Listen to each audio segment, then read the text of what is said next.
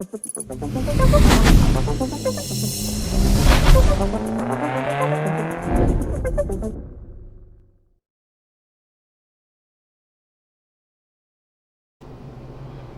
welcome back to the channel. We're going to be doing a review video of the Salvino's next gen race cars, but in this review I'm actually doing two separate reviews because I actually had two extremely different building experiences between the two of these cars.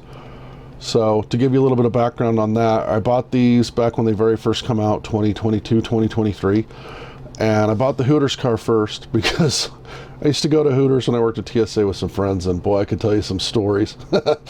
But I bought that car. And then at a hobby show a few months later, I found the Valvoline car, and I liked Valvoline cars. I got one of the older NASCAR kits. I wanted to build that to have old one, new one. So that's how I ended up with these two kits. So let's jump into the review here. So we'll do the review like normal. We'll start with our 4 things that we look for. The first one is instructions and assembly, and I gotta tell you, not impressed, to be honest. The instructions are okay. They have pretty good call outs on some of the paintwork and stuff. It's wrong. It shows on here very clearly W, which means white on the roll cage, and those are roll cage gray. So, and I'm not 100% sure if that's even correct for all the cars. I don't know if some guys are still running their cages whatever colors they want, but I know for these two cars it was wrong. So that was not a problem, but it was something you kind of had to think about is, am I doing something wrong? Is there white parts on there? So anyway, but overall, I mean, it covers all the parts until you get to step 15. This actually sidetracked me for over a year. So they don't show any of what you're supposed to be doing on there in very much detail. Now at the end of this review, I show you exactly how all these parts go together so you can get it. So please watch until then. But otherwise, that's the instructions.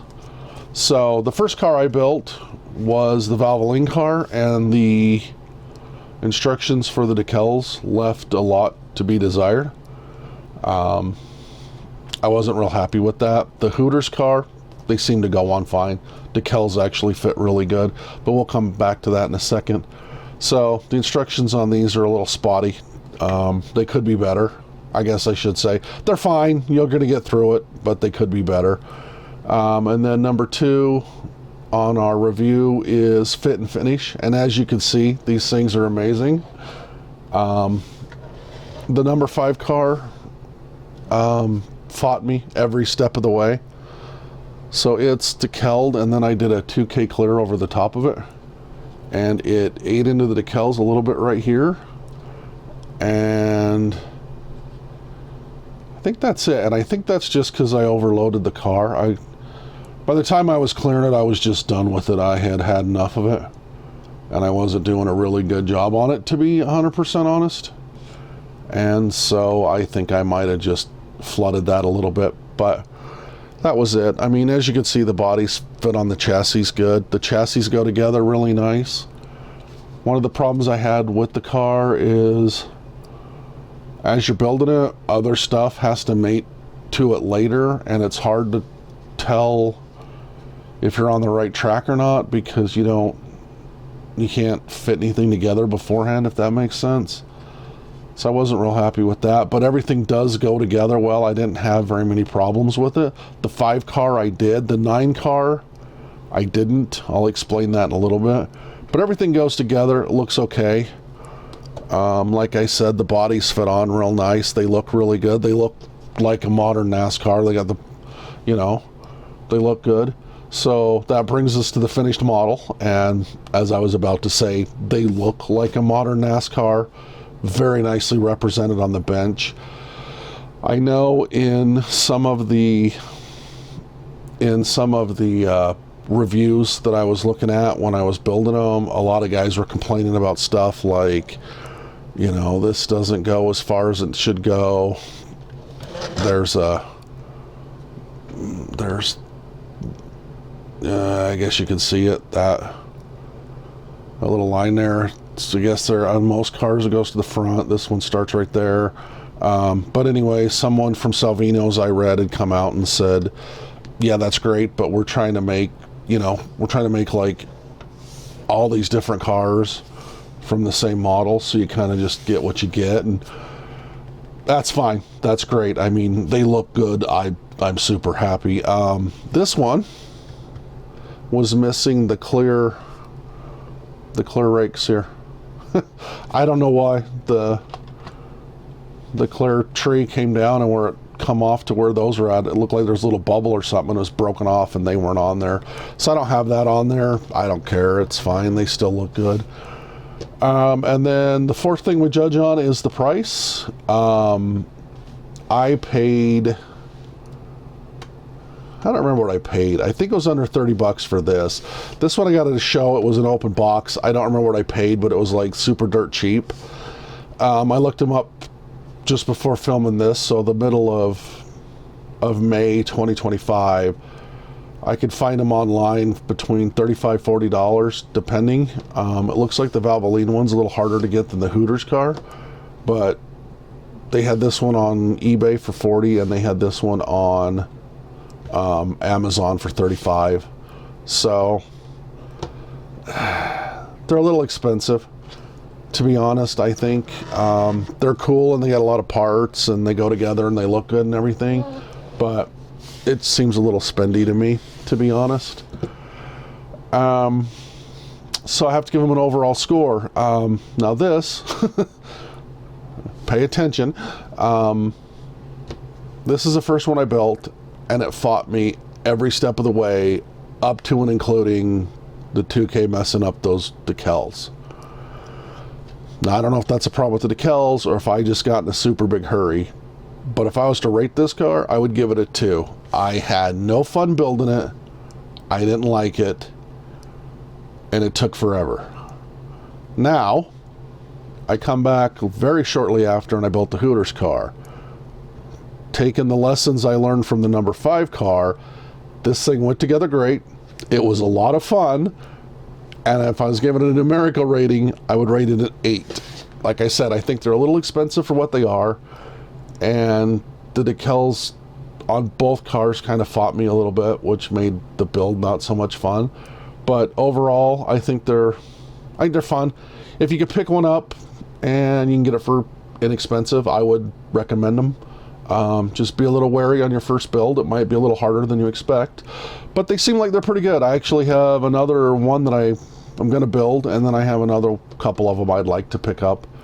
But that's my review, and as I said, please keep watching, because I shot a little bit of an add-on when I did step 15 on my car earlier to show you how to do that. So thanks for watching, and I'll see you on the next video.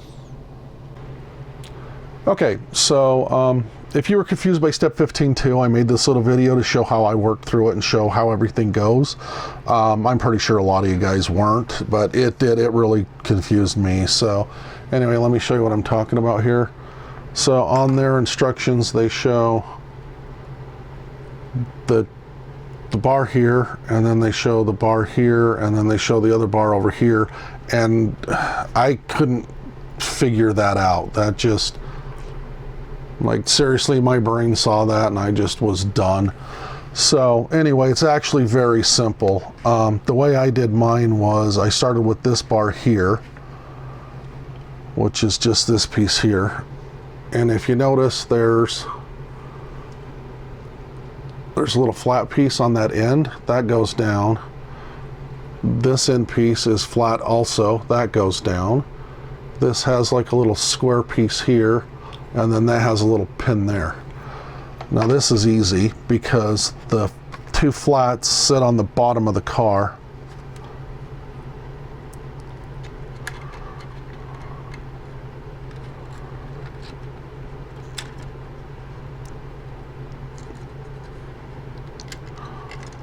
like that. And so the pin on that long bar goes up against the roll cage here. There's a little hole right there. This one is going to stick straight up, and it's going to run down the center line of the car. And then I don't know if you can see it or not, but the end of that pushes down into the wheel well on top of the frame right there. Oops, it just fell out, of course. And then the second piece, the long bar that runs up and down, just mounts right on that floor, right next to the transmission hump. So that's that. So what I did on that was, when I first started, I glued the fire bottles on and just offset them a tiny bit so they're kind of off to the side. And I know I didn't paint the brackets the right color, it's fine. So on the one I did, I made sure that the fire bottles set down in the wheel well. I don't know if you can, yeah, you can see that. They sit down in the footwell right there between that cross member and the front part. So you probably have to measure that. So just put that in and then just measure where you want that to be. And it's easy enough. So I started with that, and then I came back in with the long, because you only got 5 parts. You got the roof, you got the crossbar there, and then you have the fire bottles, and then you have these other 2 pieces, the one long and the one short. And they're easy enough. On the long piece, the bottom of that has a round stud sticking out, and the top is that square one. The top is the same, the square. So that goes up. Now this goes in a hole right there in the roll cage. It's this piece here, the tube that runs straight down. You can see the hole in the bottom of that. That's where this pin goes. And the way I did mine was I just glued it in like that, and then I just held it in place with actually my knife. I just pushed my X-Acto knife in like that, and then just set it in, and it comes over and back. So I just let it kind of rest like that. And that of course runs down the center line of the car too, because it mounts right here, and the top of the square one mounts right there. And I know this looks like a lot of joints and there's a lot of stuff going on. It's actually relatively easy. So once I had those 2 glued in place, and I glued the top on by gluing it from the back to the front. And it just takes a little bit of work to get it to fit in, and everything fits in fine. And then when I was done with that, I came back in with this piece, and this piece has a little round nub in the back of it. I don't know if you can see that on the camera or not. And then the other side has a pin in it. And the pin portion glues right here on the driver's side where this bar comes up and this bar comes up where they meet. There's a little hole right there you can see. And that's where this goes in. And then this piece with the little nub on it runs down, and I really don't think I'm going to be able to show that. Runs down onto this bar, and you can see where there's a little cutout right there. And again, it's that front bar where it drops straight down.